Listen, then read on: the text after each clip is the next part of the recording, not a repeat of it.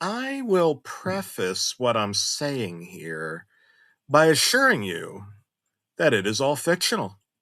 That is to say, it is false, fake, apocrypha, or bullshit, to put it technically.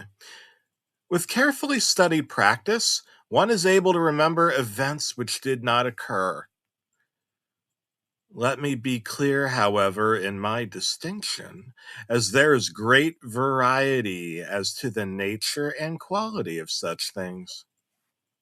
Now, there are your everyday, average false memories. These are nothing special. Just the busy little animal brain outing itself for painting pictures as opposed to capturing photographs. You may, for example, think you've heard a song with such great conviction as to be able to recite its lyrics. Very real words burst from your mouth, but they matched nothing ever sung before. Surely you could not have written this song. Where did it come from?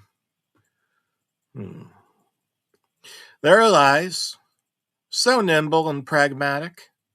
Where would we be without them? Crawling on our bellies in the swamp. Take the practical stance they work so well, and one must adopt them as truth half the time.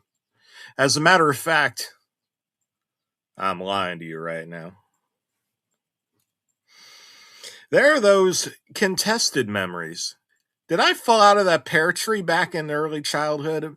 My dislocated collarbone would argue that my parents said otherwise.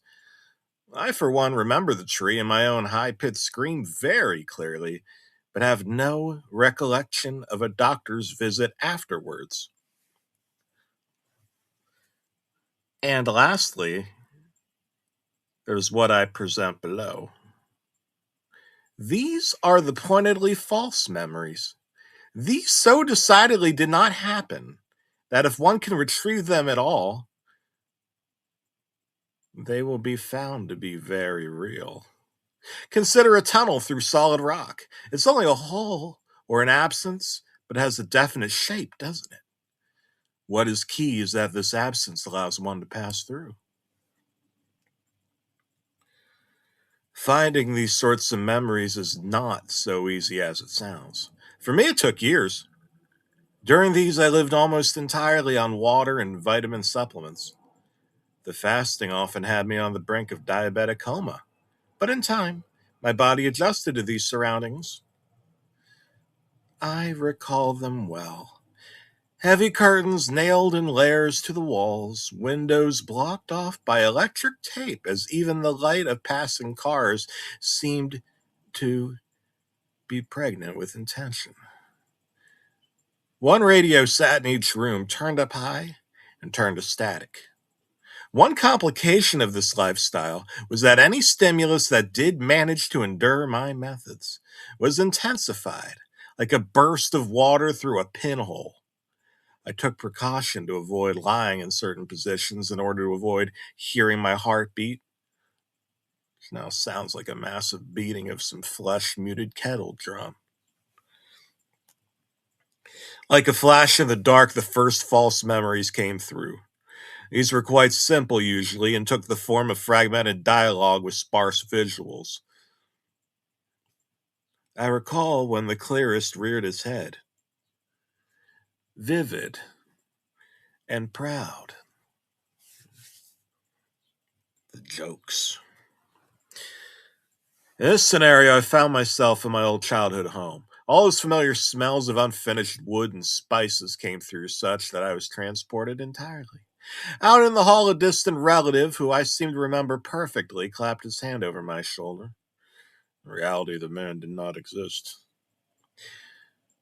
He looked into my eyes and twisted his face first into a wry and knowing expression. Then it contorted so exaggerately as if his features were being crushed from the inside by an ever-tightening screw. I suppose he still appeared human, but so tenuously given how he moved those rubbery features. He said, as if I should be excited to hear his words, "I gotta tell you." I stared blankly, ready to receive the gospel to come. He only repeated with more enthusiasm, "I gotta tell you." So he finally said what he had to tell me, what I have come to term the four jokes. 1. A man seals his head in a black rubber bag. His wife sees him doing this and yells, "Take that thing off. You're turning blue under there." The man asks, "What's blue?" His wife responds, "Take that black bag off. Look in the mirror and you'll see." The guy says, "What's black?" And his wife watches as he stops moving. 2. I want to measure a picture frame but have no ruler handy. So I catch a snake from my garden and hold it up for scale. The creature points out that neither of us know the typical length of a snake. It suggests that we conduct some research. Later, I find the little reptile poring through my dictionary, and it complains, "This is getting me nowhere. I looked up snake and it only gave me more words." 3. The snake points out that the picture frame is empty. I disagree. The man in the picture is dressed in screaming rubber yellow, a shade I know all too well. He looks unwell, like a shovel strike left him with little more than a crude collection of plasticine features. He's so real I can even hear his heartbeat.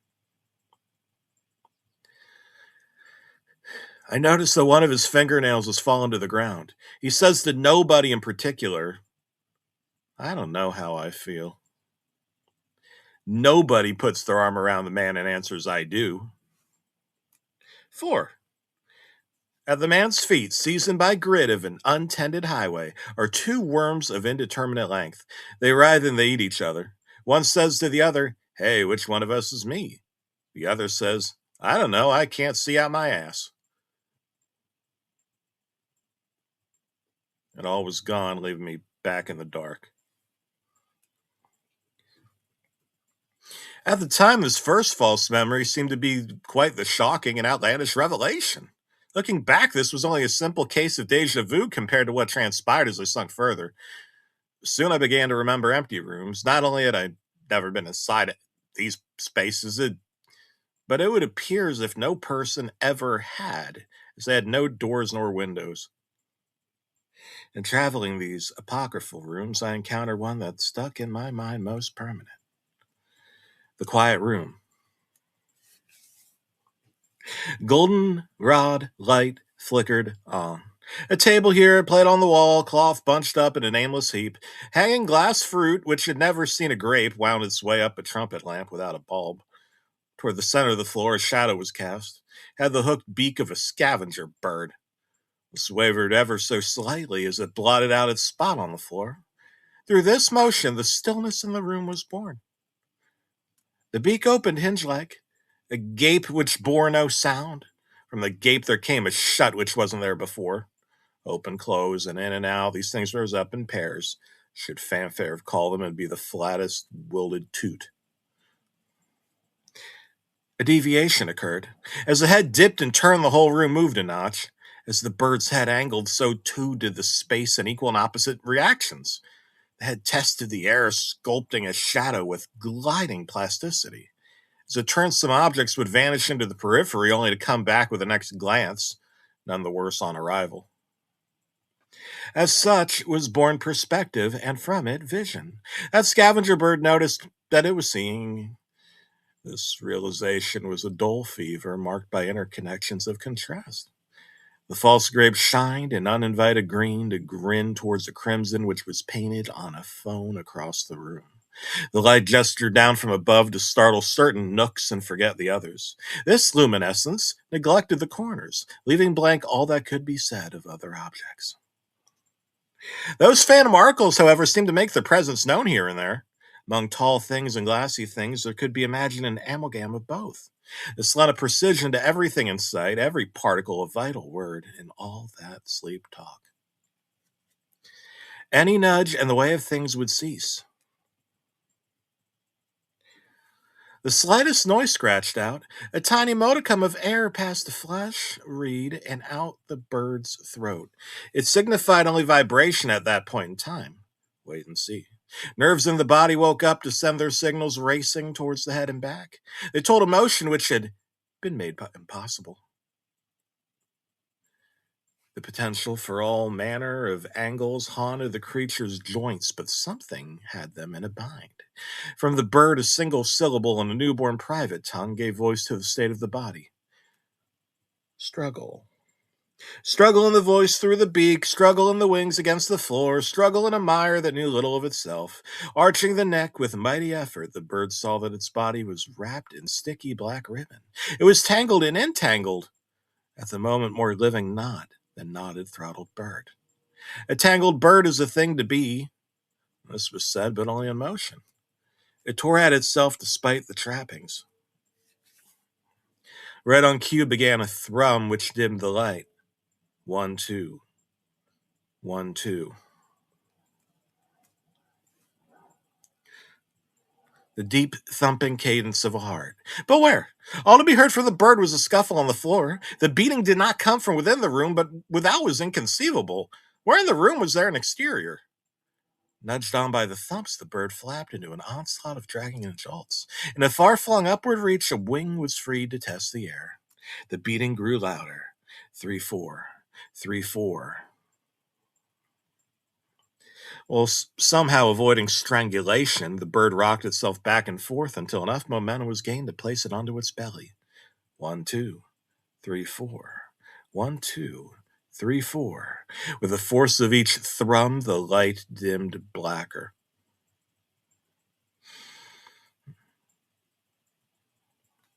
In the very last moments of sight, the bird noticed something it hadn't seen before. A reflection had spattered off a treacle-stained mirror, which sent it ricocheting onto the wall. This patch of light was like nothing else, flat and yet layered in crystalline distortions and angles, more formless than the obscurest folds of crumpled fabric. And yet there it was, bouncing off by happenstance. Thus was born the image. Distortions of primordial film span wildly behind the bird's eyes with reverberations in his stomach. Imagistic figures leered out knowingly from the muck of mind. What, pray tell, they knew was lost to the ages. Such private cinemas rose up and played only more excitedly, as the body finally simmered down to stillness. Only a wing was left in motion, testing the ground with compulsive rubs and flaps. 1, 2, 3, 4. 1, 2, 3, 4. And all was out with the light. All of this was all there was. Nothing ever followed, and nothing came before.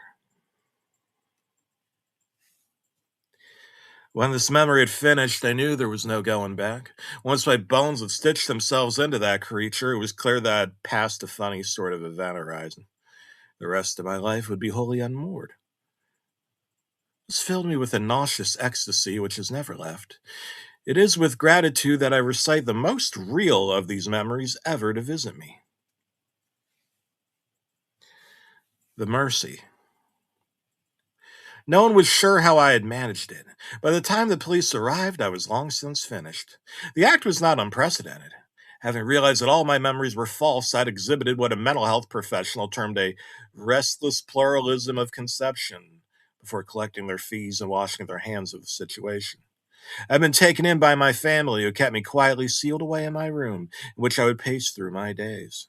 It troubled my parents that their child may be out in the world stating their lives and zoned to be wholly fictional. So, for fear of embarrassment, the two kept me under watch, experimenting with various tranquilizers to at least keep me still.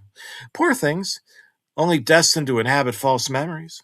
It is a shame they didn't listen when I explained their condition. I could be forgiven for being less taken by the president, more by such memories as my own funeral arrangement. It was only my grandmother, hardly coherent, not even bothering with tissues or her smudged makeup. She was a gray, sputtering mess squeezed into church clothes in a stuffy little office. The director was ambiently smiling between clasped hands and jaundiced eyes, waiting for her to sign some document. The only words of comfort he offered were, "Strange things will happen in this world." Frequently, I'd look out in the yard to remember very clearly an image of myself bloodied and naked under the pear tree. I was holding my torso tightly with my right arm as if nursing an injury.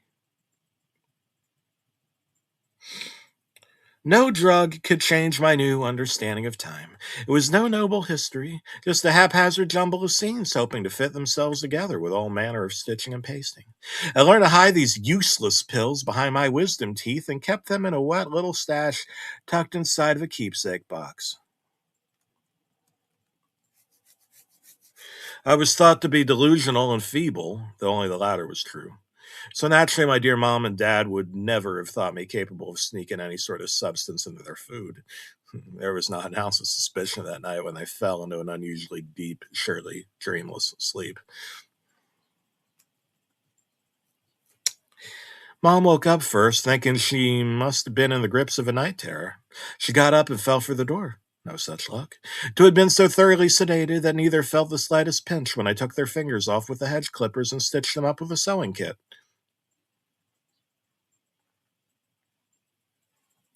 She woke up Dad, who turned on the light to see their bed smeared with blood, already mostly dried and brown. The two frantically attempted to seek reassurance in one another and called my name. When I appeared, I asked them why they would bother having a child since they clearly did not exist.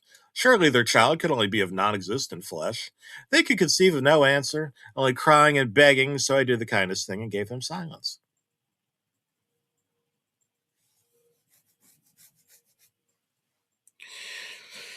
Mm, mm. And this brings me to where I am now.